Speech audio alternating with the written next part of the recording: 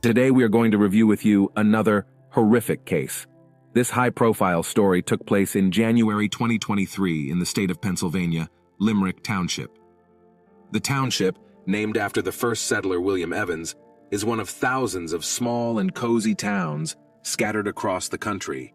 Here, a measured and quiet life flows, and it seems that nothing can disturb this harmony. In such places, the inhabitants know each other by sight, and their friendship makes many of them one family. Jennifer and Blair's friendship began while they were working together. They were once business partners, collaborating on common projects. However, even after Blair decided to become a simple chef, their bond did not lose its strength. Their friendship grew beyond business and became more than just a working relationship. Their friendship took on a special significance because of Jennifer's 8-year-old son, Noah, who has autism. Blair had always given his friend genuine support and helped her in caring for Noah. Their children were also friends. They often spent time together, and when the children's games would run late, Noah would stay overnight at the Watts house. Jennifer Brown, born in 1979, was an active and full of life woman. She was always smiling and exuded an energy that infected everyone around her. Friends and relatives often wondered how she managed to combine so many things and be active. But her true calling was motherhood. About the father of her son, Noah, nothing was known.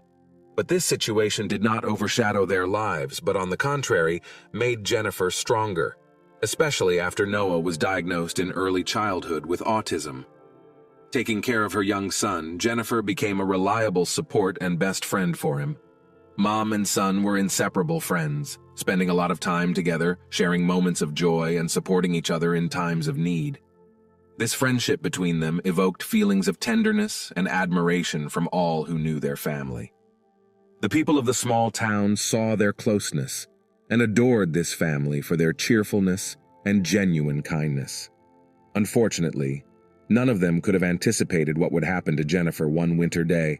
On January 3, 2023, she disappeared without a trace. On the morning of January 4, 2023, the local Limerick Township Police Department received a disturbing call from Antonio Blair Watts Richardson. He was deeply concerned about the disappearance of his close friend. Even though it had been less than 24 hours since he had last seen her or heard her voice, the anxiety inside him was growing by the minute.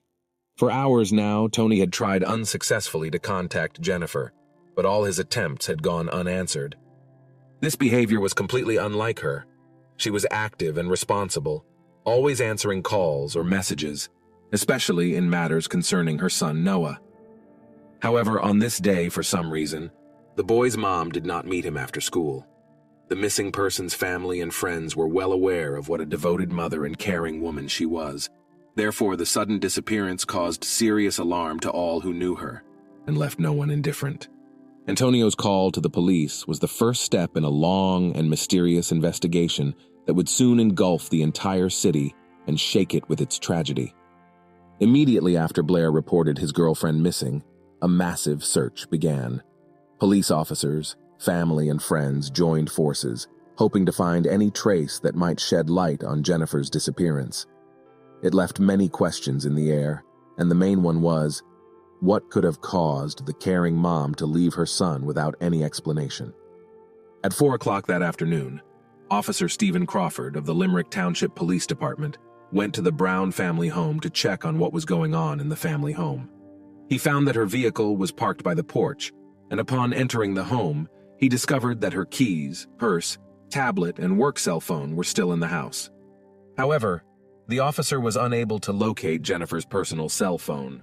Later, when police tried to track it down, it was discovered that the phone had been turned off at 7 a.m. on January 4th and could not be traced since then.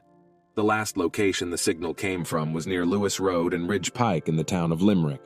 This was the first serious trace in the investigation and a sign that something terrible had happened to Jennifer.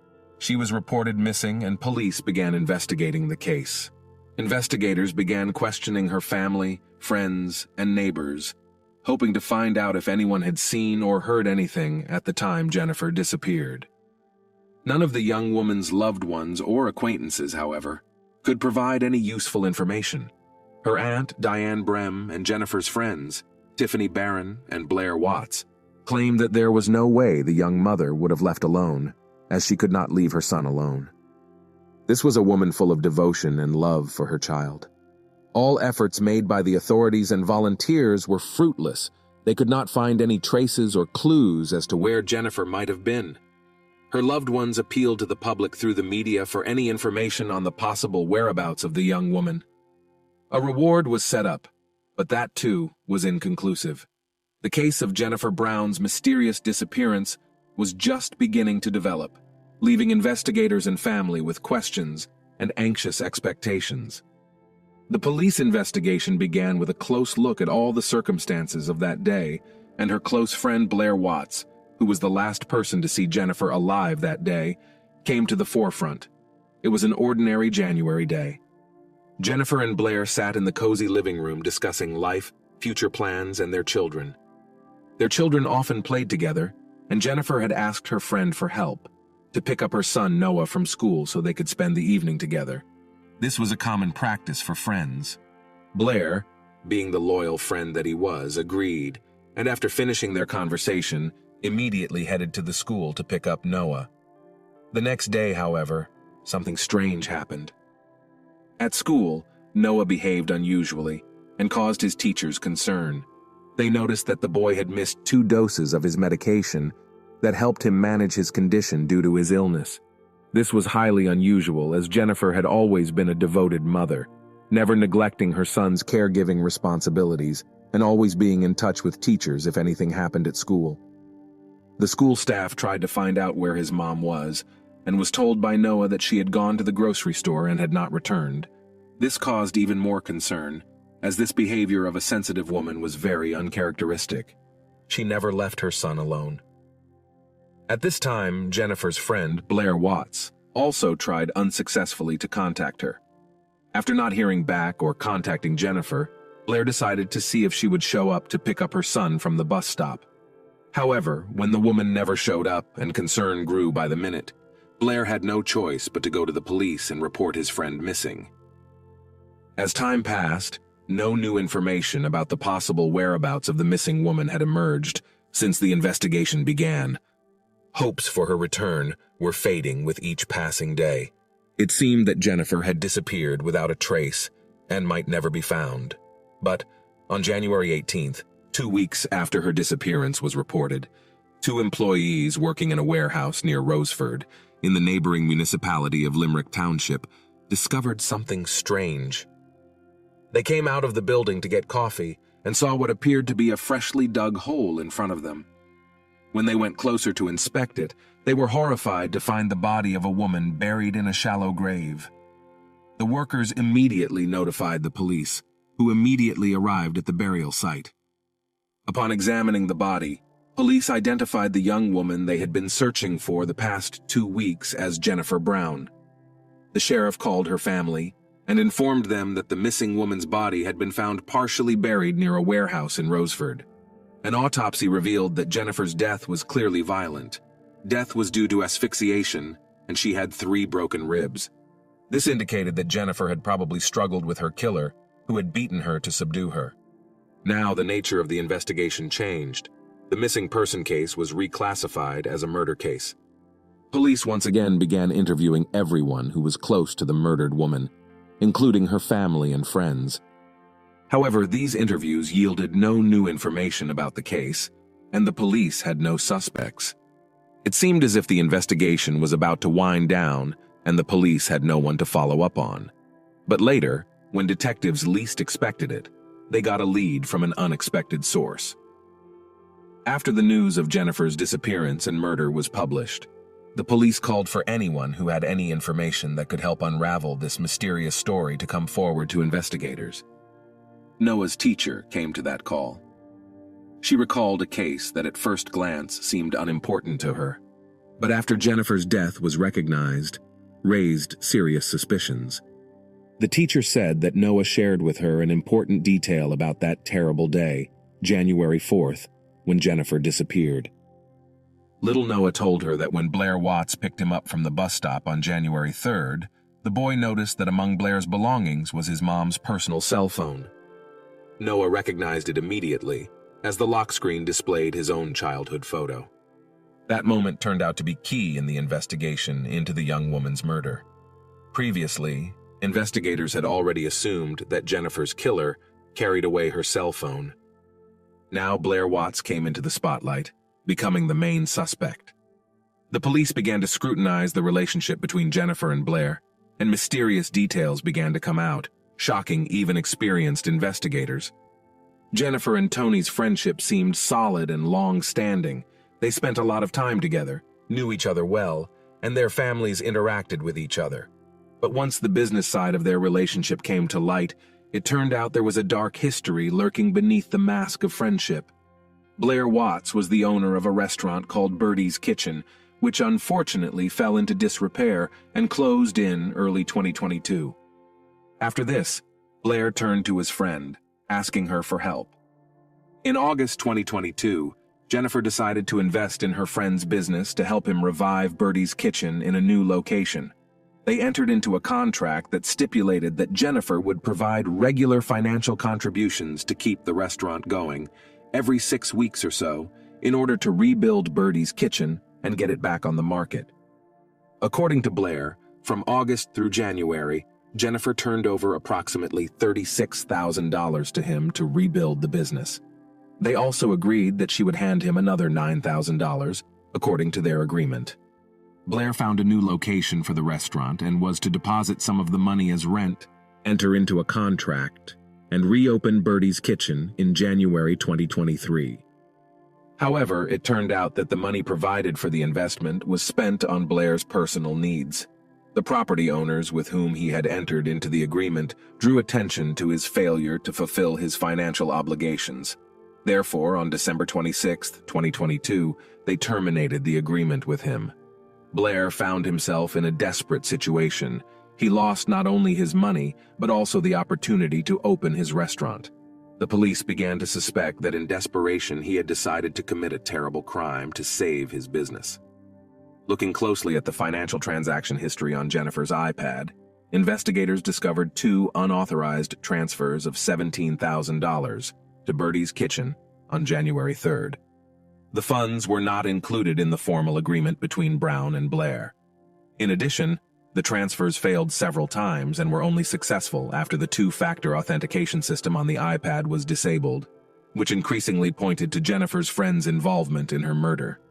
Police then interviewed the owners of the property, who had terminated their lease with Blair. It turned out that on January 4th, the very day Blair reported Jennifer missing, he appeared before them, saying he had the funds to enter into a lease agreement. Investigators were convinced that Blair was the killer.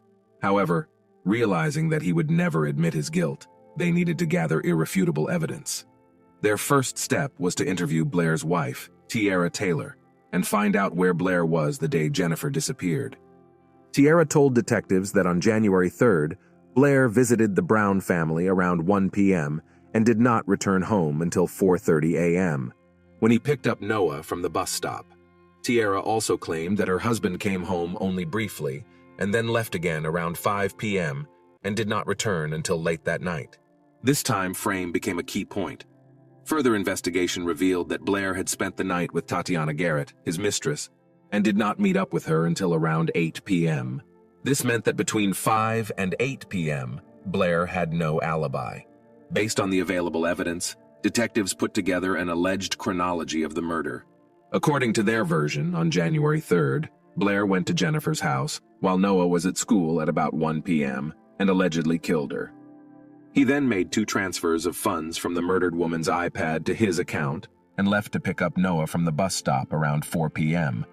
Later, he returned to Jennifer's house, dropped Noah off, and traveled back to the crime scene to dispose of the body. He took the body to a field near Roseford and buried it in a shallow grave. From there, the killer made his way to Tatiana's house, where he spent the rest of the night. Everything was carefully planned, and it would seem that the murderer might have gone unnoticed had it not been for one mistake he made, and it proved fatal. That mistake was letting Noah see his mother's cell phone. That was the key moment that led the police directly to Blair. Law enforcement now had enough evidence to convict Blair, but they decided to investigate further to see if he was guilty. It took the involvement of film experts and a specially trained dog capable of detecting cadaveric odors indoors. First, the dog was brought to Jennifer's home so that it could memorize the woman's scent. There, in her own kitchen, the terrible crime had taken place. The police then directed the dog to Blair's car, and it instantly detected the same depressing odor. It was the last piece of evidence needed to bolster detectives' confidence in Blair's involvement in the murder. On February 8th, after months of investigation, Blair was arrested and charged with first-degree murder, third-degree murder, and theft. He is currently incarcerated at the Montgomery County Correctional Facility with no bail application and awaiting a preliminary hearing where he will have to answer for his horrific acts before the law. Jennifer's friends and family were on the brink of despair when they discovered her dead, but their hearts are still pierced by the pain and shock that the killer was someone they knew and trusted, someone who should have been a close friend to Jennifer and her son. But now that the killer has been identified and brought to justice, they can finally feel that justice has been served. Tiffany Barron, a friend of Jennifer's who spoke on behalf of the family, expressed her feelings during the interview. "I still dream about Jennifer. Noah keeps asking about my mom, and I don't know what to say." At the conclusion of the investigation and trial, if Blair is found guilty, he will spend the rest of his life in custody. The case was solved thanks to the attentiveness of Jennifer's 8-year-old son. The boy noticed a mistake made by the killer. This helped to discover the truth and punish the criminal. The tragedy in Limerick Township serves as another reminder that even the most carefully planned crimes will sooner or later be solved. Meanness and inhumanity will not go unpunished, and the perpetrators will sooner or later be brought to justice before the law. Thanks for watching, guys. Subscribe to the channel. There are many shocking stories ahead. We'll see you again.